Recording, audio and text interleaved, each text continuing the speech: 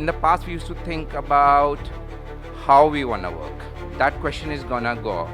The question people are asking, why should we work? We have opened offices and I'm the only one in the office. So 40,000 square feet to all myself. It's a new normal. That's how people are thinking about it.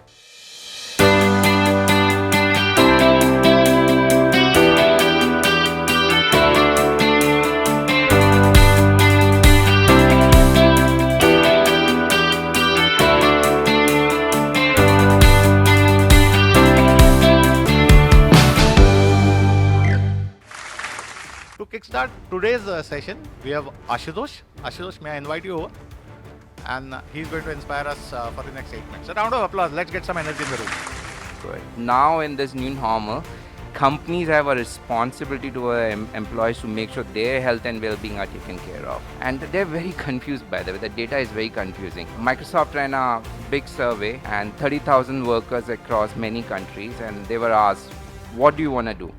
So first, I think 87% said that they want to be remote. Then in the next question, they said 73% of them said, we will come to office once in a while because I do want to meet with the teams. Sorry, I'm going to be awkward. It's been a long time since I've seen people in the room, right? I like people coming out of the screen.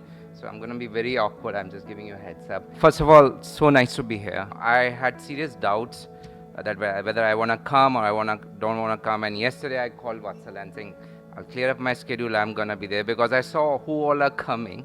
And I was like, the fear of missing out. I didn't want to miss out meeting all of you. There are people I know, Virginia, Tej, Lloyd, a bunch of people. And then there are new acquaintances. So definitely excited about meeting new people today. This is my 2 years since I've come back to India. So this is exactly the date when I came back from Singapore, and it's been an amazing 2 years. I never thought all that happened, but all of us for a surprise with the pandemic, lockdowns, all of that. So this is literally my first time when I'm getting together with a bunch of leaders. It's very excited. Thanks Vatsal and DMI for getting me here and getting us all together. What I want to talk about today is something which is, I'm sure, top of your mind and top of all the leaders, is this great talent reshuffle which is happening. And it's across industries, it's across sectors, but I think the perspective I want to give you are a couple. One is, I think as leaders, as you are thinking about your teams, your business, as you are thinking about the talent, one question which has come out through data points, and I'll give you some data, is that in the past we used to think about how we want to work. That question is gonna go. The question people are asking, why should we work?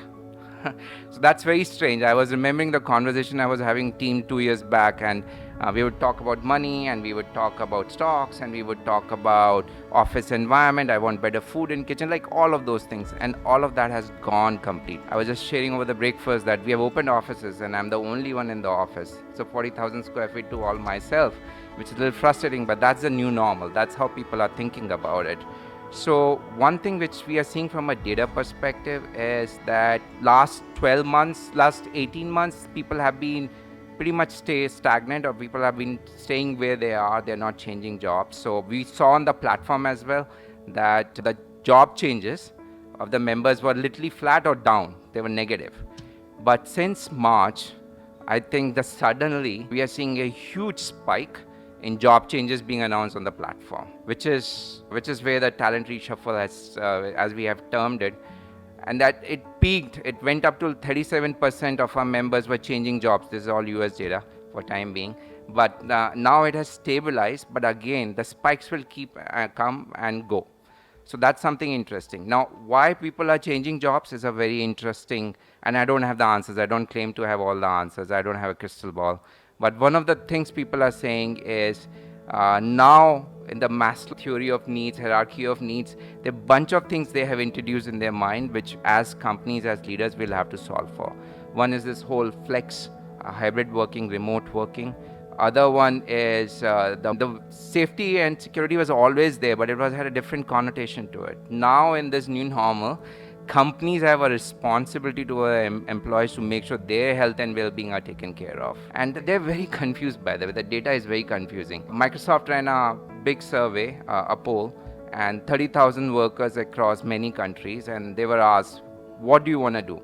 So first, I think 87% said that they want to be remote.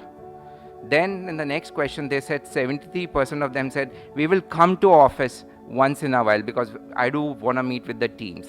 So it's a very confusing time for the companies. We are investing a lot of I like LinkedIn has invested tons of money in their office. We care a lot about employee experience, but now I think all of us are having that thought: what does this office mean to us?